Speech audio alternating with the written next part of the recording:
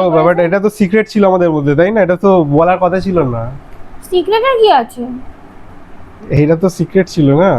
এই এখন এত হঠাৎ রিল বানানো চালু হলো কি করে তোমার? স্যার আপনি তো কত রিল বানাচ্ছেন, আমি একটা বানালেই দোষ হয়ে যায় না? কে বলো আমি কোথায় বানাচ্ছি? হ্যাঁ, এই যে আপনি সারাক্ষণ আমার ভিডিওগুলো তো ছাড়ছেন তোমার না অ্যাকাউন্ট থেকে Instagram-এ। ছাড়া হয়। আমার অ্যাকাউন্ট থেকে? আচ্ছা হ্যাঁ। আপনি এক কাজ করেন, আমাকে দিন ফোনটা দিন।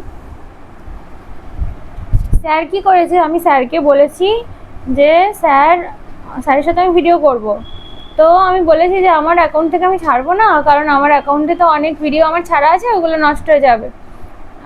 আপনি আলাদা চ্যানেল করুন বা আপনার প্রোফাইল থেকে ছাড়ুন। তো সেই জন্য স্যার কি করেছে, স্যার আপনি ফোনটা খুলে দেখান। স্যার কি দেখো ব্যাপারটা করেছে? এটা তো সিক্রেট ছিল আমাদের মধ্যে, তাই না? এটা তো বলার কথা ছিল না। সিক্রেটের কি আছে? এটা তো সিক্রেট ছিল না। তো আসলে স্যার কি করেছে, স্যার দেখো আমার স্যারের অ্যাকাউন্ট রয়েছে, প্লাস স্যার আমার নামে একটা অ্যাকাউন্ট খুলেছে। সেই অ্যাকাউন্টে স্যার দেখো এরকম ফলোয়ার্স গেইন করে নিয়েছে। ঠিক আছে, স্যার এত ফলোয়ার্স গেইন করে নিয়েছে, স্যারের ফলোয়ার্সও কত হয়ে গেছে, কিন্তু আমার নিজের অ্যাকাউন্ট দেখো, আমার নিজের অ্যাকাউন্টে ফলোয়ার্স দেখো এত কম। তাই জন্য আমি ডিসাইড করেছি স্যার আমি রিলস বানিয়েই ফলোয়ার্স গেইন করব। কি করব বলুন, আপনি প্রমোশন চেষ্টা পাচ্ছেন, করো, চেষ্টা করো, দেখো হয় আপনি কি না। প্রমোশন পাচ্ছেন, আমার তো কিছুই পাচ্ছি না। ঠিক আছে, ভিডিওতে ট্যাগ করে দেবো তোমার ওই চ্যানেলটা নাকি, দেখো সে- ফলোয়ার্স পাও কিনা।